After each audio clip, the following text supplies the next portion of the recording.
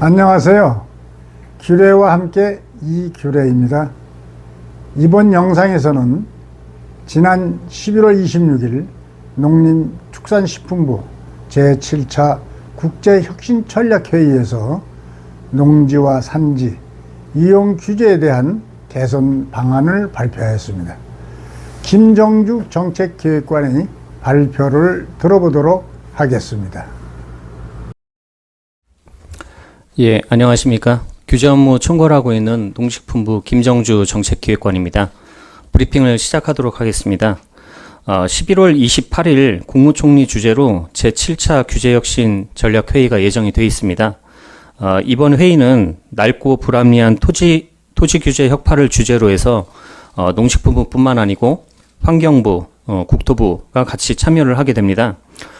이번 회의에서 농식품부와 산림청은 국민이 체감하는 농지 산지 규제 개선 과제 총 45건을 확정 발표할 계획입니다. 이러한 규제 개선 과제들을 추진할 경우에 민간 투자 확대라든지 아니면 부담 경감과 같은 부담 경감 등을 통해서 앞으로 10년간 총 2조 5천억 원의 경제적 부가가치 창출이 기대됩니다. 과제는 크게 세 가지 분야입니다. 과제별로 주요 내용에 대해서 말씀드리겠습니다. 먼저 첫 번째 분야입니다. 그동안의 농지가 농사에만 주로 활용이 되었습니다. 근데 이제 앞으로는 신기술과 전후방 산업까지 이용 범위를 대폭 확대하게 됩니다. 세부 내용은 농업진흥지역 내에서 농업 투입체 또 서비스 이런 전후방 산업 시설을 설치할 때 전용을 다 받아야 됐습니다. 근데 앞으로는 전용 없이 이런 시설들의 설치가 가능하고 스마트 농업 육성 지구에 농지 전용 없이 모든 형태의 수직 농장을 설치할 수 있도록 현재 농지법 시행령을 개정 중에 있습니다. 또한 올해 3월부터 농촌 공간계획법이 시행이 되면서 농촌 공간계획 제도를 운영을 하고 있습니다. 예를 들면은 농촌 마을 보호지구, 또 농촌 산업지구, 축산지구 이렇게 해서 농촌 공간에 7개 정도의 지구를 지정해서 농촌 공간을 계획적으로 배치하고자 하는 그런 제도입니다. 근데 이런 지구별로 들어가는 시설들이 좀 특화가 되어 있습니다. 뭐 예를 들면 농촌 마을 보호지구 같은 경우는 아무래도 주민들이 사는 그런 지구이기 때문에 단독주택이라든지 뭐 소매점 이런 시설들이 필요하게 되고 또 농촌 융복합 산업지구 같은 경우는 예를 들어서 농촌 관광단지가 이제 운영이 되게 된다. 그러면은 문화시설이라든지 아니면 숙박시설, 음식점 이런 곳들이 필요하게 될 겁니다. 그럼 이런 지구별로 적합한 시설들이 좀 더 용이하게 들어갈 수 있도록 농지와 산지 규제도 대폭 완화해 나갈 계획입니다. 이런 목적은 농업을 농산업으로 확대 발전시키고 또 농촌 공간을 재구조화할 수 있는 토대를 마련하고자 하는 것입니다. 예, 다음 페이지입니다.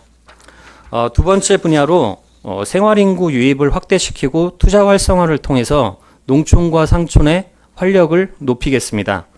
먼저 산지 전용과 일시 사용 제한 지역이라는 제도를 1989년부터 운영을 하고 있습니다. 현재 전국에 한 33,000헥타 정도가 되는데요. 그 중에 이런 제한 지역 같은 경우는 굉장히 전용이라든지 사용이 어려운 그런 지역입니다. 근데 이런 지역들이 도로라든지 토지 개발 이런 여건 변화로 인해서 당초의 지정 목적을 잃은 그런 산지들이 있습니다.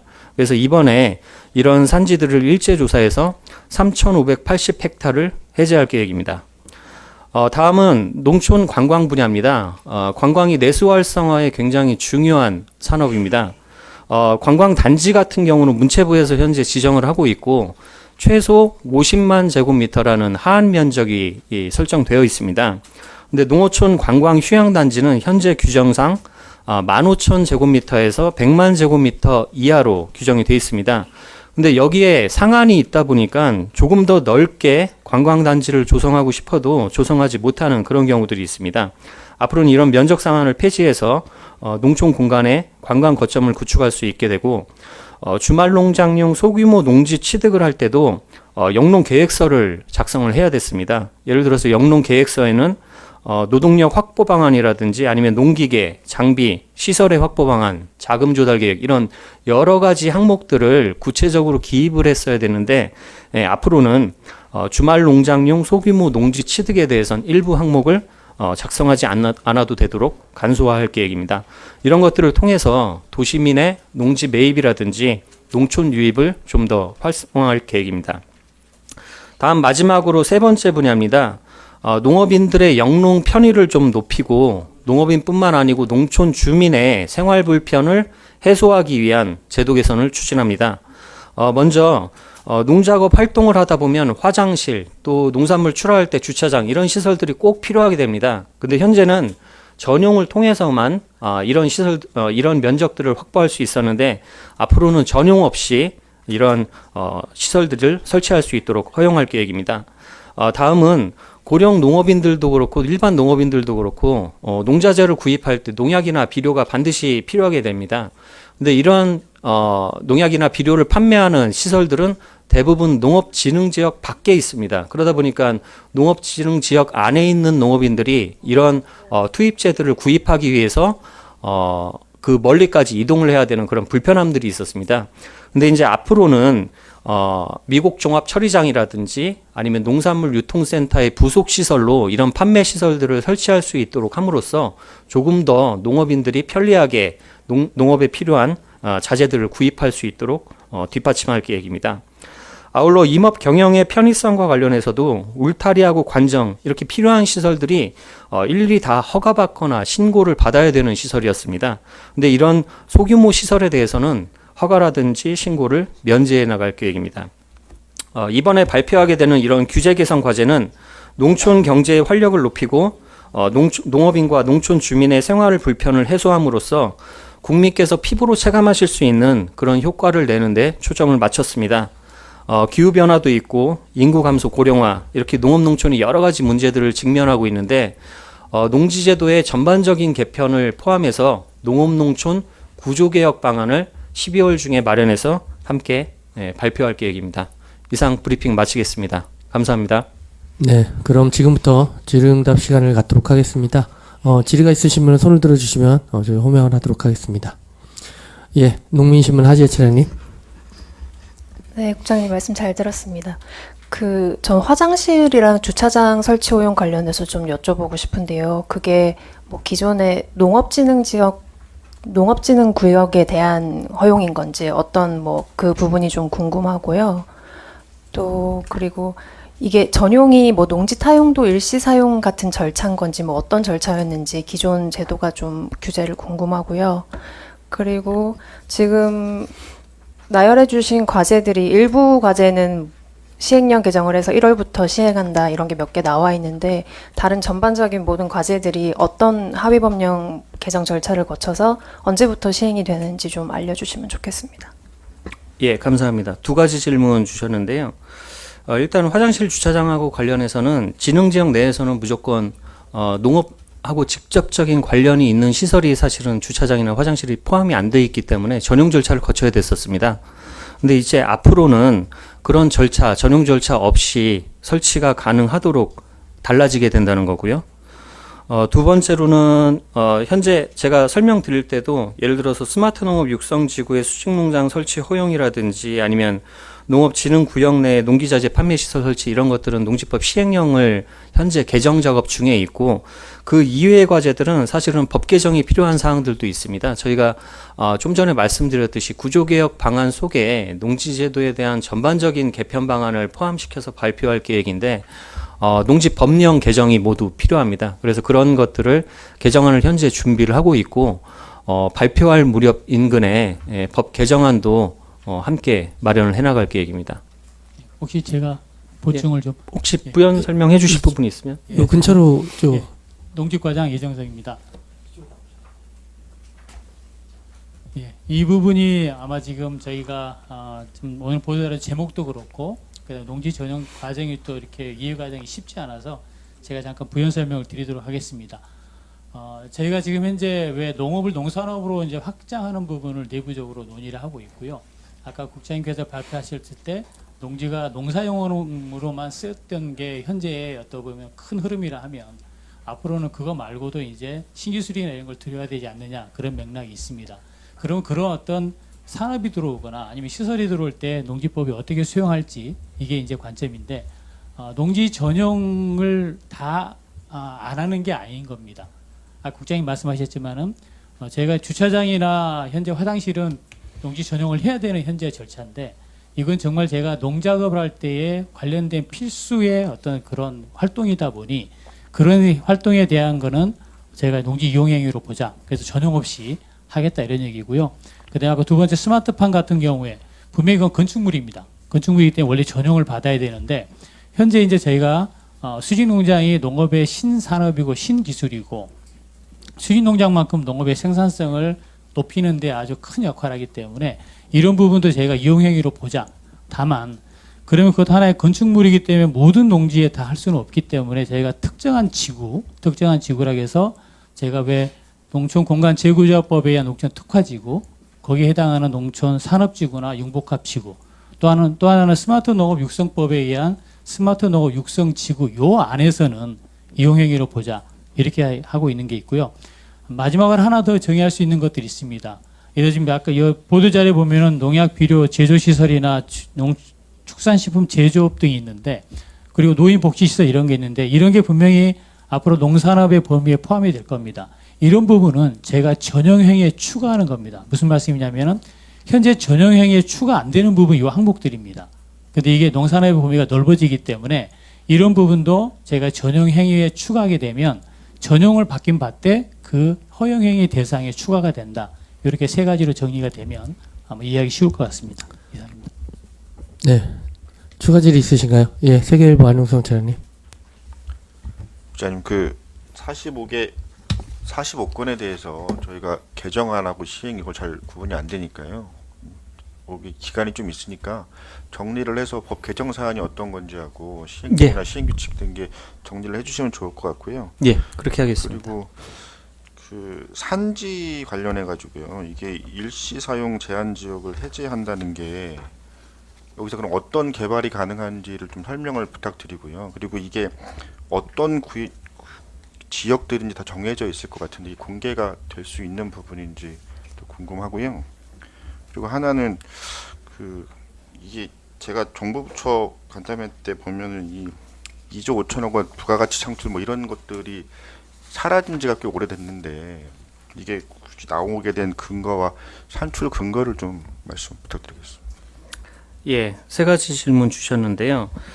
일단 산지 관련해서 산지 전용이라든지 일시 사용 제한 지역 같은 경우는 말씀드린 대로 89년부터 제도를 처음 운영을 하고 있는데 개발이나 그래서 전용이나 일시 사용이 굉장히 제한적으로 그래서 공익적인 시설만 주로 이용할 수 있는 그런 산지였습니다. 예를 들면은 국방 군사 시설이라든지 아니면 사방 시설 또 제방 이렇게 해서 산사태 예방이라든지 그래서 임원 목적 이외에 아주 제한적으로만 이용할 수 있도록 제한을 걸어놓은 지역이라고 이해를 해주시면 될 것 같고요.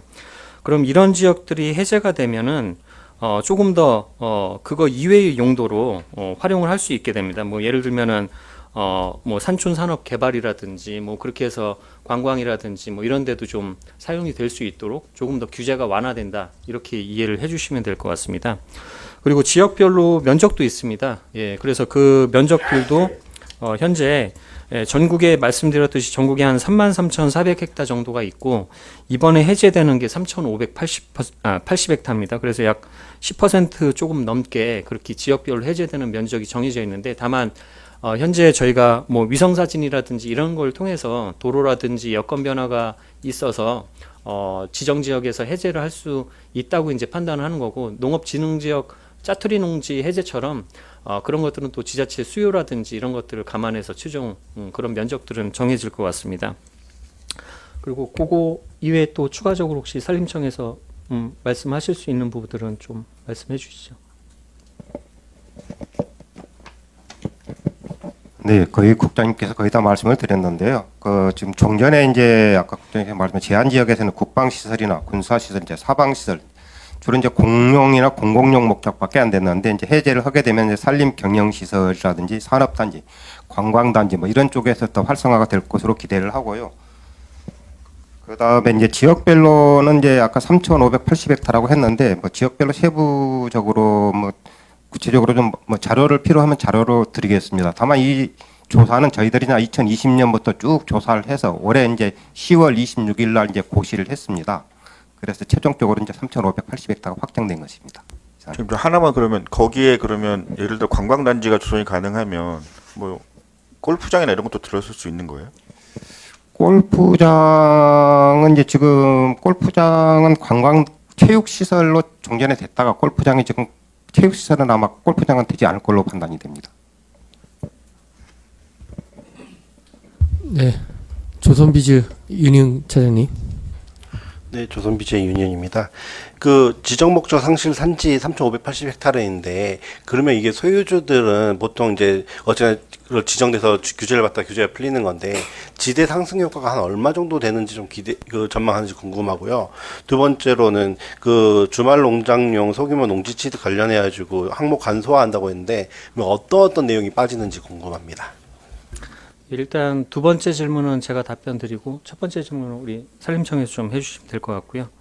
아까 이제 설명을 잠깐 드렸는데 주말 체험 영농 계획서상에는 노동력 확보 방안, 또 농기계 장비 시설 확보 방안, 자금 조달 계획 뭐 이런 것들이 필요했었는데요. 농기계라든지 장비 시설 확보 방안, 사실은 주말 영농을 하다 보면 사실 농기계가 그렇게 대규모 농기계가 필요한 것도 아니기 때문에 그런 부분들에 대해서는 생략이 가능할 것 같고, 뭐 자금 조달 같은 경우도 사실은 뭐 우리가 도시에서 아파트 구입할 때처럼 구체적인 자금 조달 계획을 작성할 필요까지는 없다고 판단하고 있습니다. 그래서 그런 정도의 항목들은 영농 계획서상에서 좀 제외를 시킬 수 있지 않을까 생각을 합니다. 예, 또. 네, 아까 말씀드린 것 중에 골프장 시설이 허용된 게 제가 잘못 지식을 알고 있는 것, 그 허용되는 부분이고요. 그다음에 이제 토지 상승 효과가 어느 정도 있겠냐, 그거는 이제 토지마다 우리도 아파트도 저기 되면 얼마나 오를 건가, 뭐 이런 거는 조금 현재적으로 판단하기는 조금 어렵다고 생각이 됩니다. 네, MBN 이혁근 기자님. 네, MBN 이혁근 기자입니다. 우선 이번 규제 개선으로 탈바꿈이 기대되는 농지의 면적이 좀 어느 정도로 산출을 하셨는지가 궁금하고요. 그리고 10년간 총 2조 5천억 원의 부가가치 창출이 된다라는 부분이 있는데 구체적으로 어떤 부분에서 이 부가가치가 창출이 되는 건지가 궁금합니다. 예. 저희가 일단 규제 완화하는 목적이 그로 인해서 어느 정도의 면적을 그 용도로 활용할 수 있을지 지금 예단하는 건 사실은 조금 쉽지는 않고, 그런 제도를 시행하게 되면 아마 내년 정도가 본격적으로 시행이 되게 될 겁니다. 그러면 각 지역별로 그런 저희가 말씀드렸던 연관 산업 시설이라든지 아니면 농촌 관광단지 이런 것들이 이제 본격화가 되면 전체적으로 판단을 좀 다시 해볼 부분이라고 생각을 하고요. 저희가 10년간 2조 5천 이제 말씀을 드린 건 저희 농지 규제, 산지 규제를 다 포함하는 개념이고, 그 중에 가장 큰 비중을 차지하는 게 농촌 체류형 쉼터를 통한 생활인구 유입 부분, 그리고 또 물론 이 과제는 포함은 여기에 적시는 안 되어 있습니다만 농지 규제 개선 과제로 이미 10월 달에 한번 발표를 해드린 그 체류형 쉼터입니다. 그 이외에 또 짜투리 농지 해제 같은 것들을 통해서 그렇게 해서 다른 시설들이 설치가 되게 되면은 그로 인한 소비자 후생 증가 등을 감안했다는 말씀을 드리고요. 산림청 쪽에서는 이 산지 전용 일시 사용 제한 지역 이제 해제 부분, 그런 부분들이 큰 비중을 차지를 하고 있습니다. 예, 더바이어 임동준 국장님.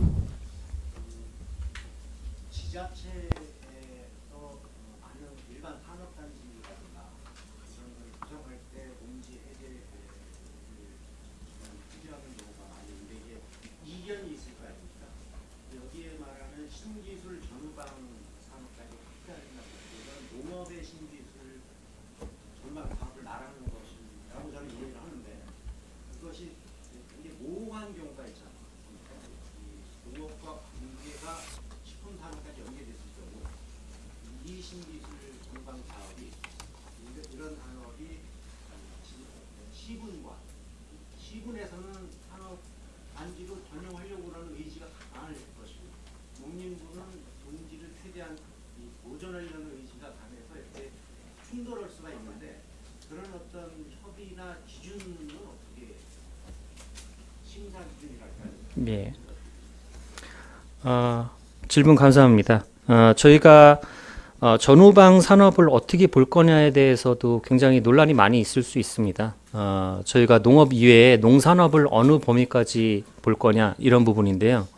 현재 농업농촌기본법상 농업의 정의가 되어 있고 농산업에 대해서 조금 부족한 부분이 있습니다. 그래서 저희가 의원입법을 통해서 지금 농업농촌기본법 개정하는 작업들을 하고 있습니다. 그래서 농산업 중에서 전후방 산업이라고 할 수 있는 것들이 예를 들면 가공업, 식품산업이 되겠죠. 식품 제조업들, 그리고 유통업, 뭐 그를 운반하는 여러 가지 업들, 그리고 서비스업, 투입제 산업 이런 것들을 저희는 전후방 산업으로 정의를 하고 이런 산업하고 연관되는 시설이 계획적으로 좀 배치가 되도록 하자는 게 이번 제도 개선의 취지입니다. 그래서 온 농지의 모든 이런 전후방 시설을 분산해서 설치하는 게 아니라 제가 아까 말씀드렸듯이 농촌공간계획법상에 그 7개 지구가 있습니다. 그럼 그 7개 지구에 대해서 지자체들이 스스로 계획을 세워야 됩니다. 어느 지역을 어떤 지구로 지정을 할지를 계획을 세우고 그걸 농식품부에 제출을 하도록 되어 있습니다.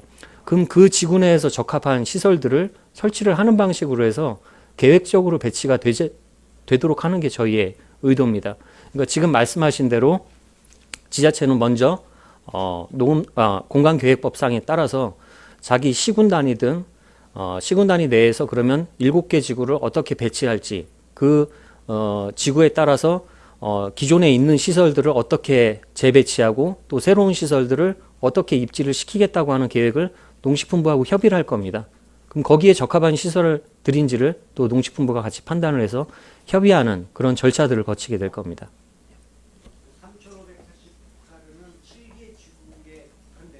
3,580헥타는 산지에 대한 얘기고요. 예, 산지에 대한 얘기입니다.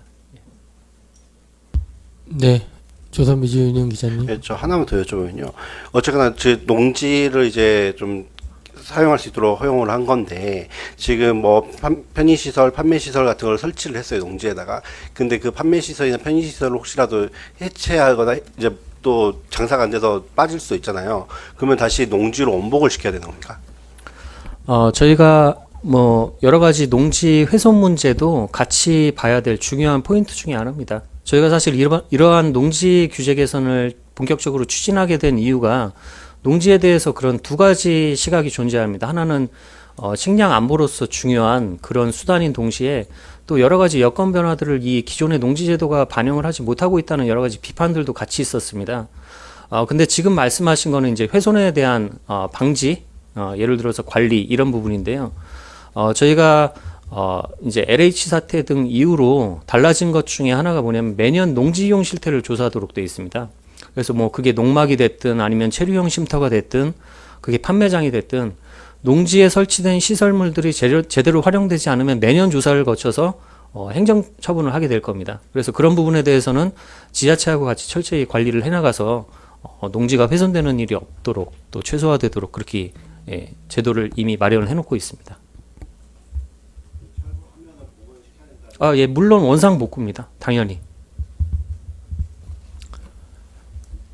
네, 추가 질의 예, 파이낸셜 최용준 기자님. 네, 파이낸셜 뉴스 최용준입니다. 아까 주차장 화장실은 전용 절차 없이 된다고 말씀 주셨는데요. 그러면은 농지 전용 부담금 그런 돈을 또 안 내도 되는 건지 그게 궁금하고, 그다음에 임업 경영 편의성 제고를 위해 관정 같은 소규모 시설 설치 면제 뭐 이렇게 되는데 관정이 뭔지 좀 말씀 부탁드립니다. 예, 일단 전용이 아니기 때문에 전용 부담금은 없습니다. 그리고 두 번째 관련해서 관정은 예를 들어서 뭐 임업 경영을 할 때도 물을 필요로 하거든요. 그럼 그 물을 산에서 끌어올리기 위해서 지하를 뚫어서 물을 제공할 수 있도록 설치를 하게 됩니다. 그런 것들을 관정이라고 표현합니다. 네, 추가 질의 있으신가요?